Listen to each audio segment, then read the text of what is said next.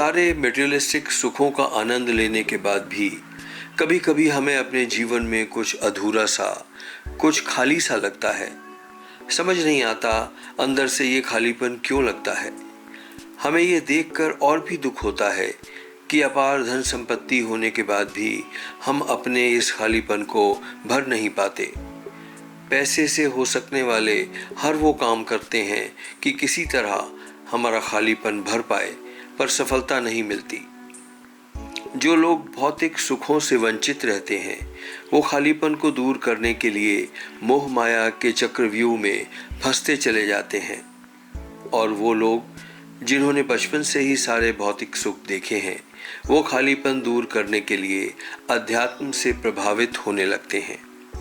ऐसा क्यों होता है? इस गुत्थी को सुलझा पाना बहुत मुश्किल है। ऐसे समय में हमें गुरुओं और संतों की याद आती है। विश्व भर के बहुत सारे लोग जिनका खालीपन भौतिक सुख से नहीं भर पाता वो अध्यात्म की ओर चलने लगते हैं। आइए एक ऐसे ही व्यक्ति की बात सुनते हैं जिसने बचपन से ही भौतिक सुखों को देखा है। विदेश में एक अच्छा और सफल करियर होने के बाद भी जिसे अंदर से कुछ खालीपन महसूस होता रहा, उसने अपना खालीपन दूर करने के लिए क्या किया। Namaste everyone. My name is Acharya Dharana and I'm with you here at Ananda Kriya Yoga Ashram and at a meditation retreat center. We call it Ananda Meditation Retreat out here outside Pune. And my particular journey started in 1990.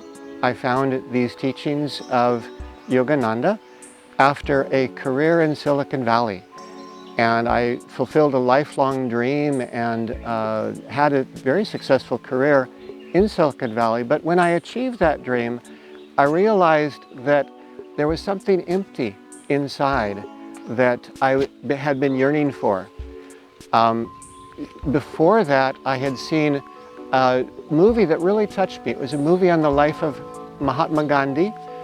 And I recognized in Gandhiji principles that were in alignment with what I was seeking. And so when I found Yogananda and took discipleship as a disciple of Paramahansa Yogananda, I felt very at home with Yogananda's teachings. In fact, when I first tasted Indian food, it was love at first bite. And I believe that I had many incarnations in India. Even though in this incarnation I was born in America and had a childhood there, education, career.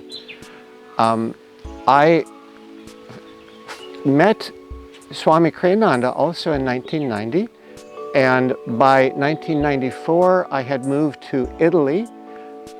In 2004, Swami Kriyananda shifted to India to bring Yogananda's teachings to the place that they came from, the place that they originated. And I was one of many Westerners who came to India to help Swami Kriyananda with that message. Now I serve here as an Acharya, and it's my great privilege to introduce people to the art of meditation and show them how to apply the teachings of Yogananda of meditation in their lives. When guests come here, I also have the privilege of introducing them to whatever aspects of Yogananda's teachings feel like they might be most appropriate for helping that individual take their next step forward in their spiritual lives. Ananda is a worldwide organization founded by Swami Kriyananda, a direct disciple of Paramahansa Yogananda. And I personally believe that Yogananda came to the world at this time to bring the world the teachings that the world needs.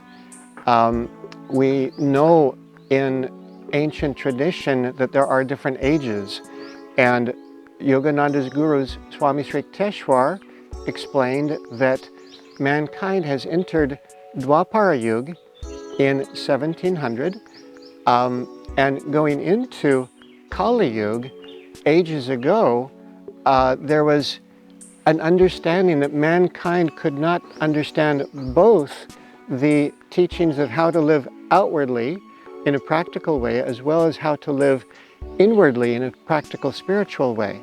So at that time, going into Kali Yuga, the East and India in particular specialized in the spiritual traditions and keeping those alive, while the West specialized in keeping the traditions of practical living alive. Now that we've come out of Kali Yuga and into Dwapara Yuga, which is said to be an age of energy awareness, in the West we see all these people who are seeking, worldwide we see people who are seeking to live both aspects with practical inner spirituality as well as practical outward material living. And so in the West we see people like myself who I grew up in science, but I after a career in Silicon Valley, I realized that something was left empty inside myself. In Yogananda's teachings, we see a practical expression of how to put these two together, the practical inward as well as the practical outward. And we see in the West so many people seeking gurus, yoga, meditation, while in the East we see people seeking Western educations, Western ways of living, Western gadgetry. Both sides are, we yearn for both aspects in our lives, and Yogananda brought teachings to the world showing how to put these two aspects together and live a more balanced life with both of these aspects.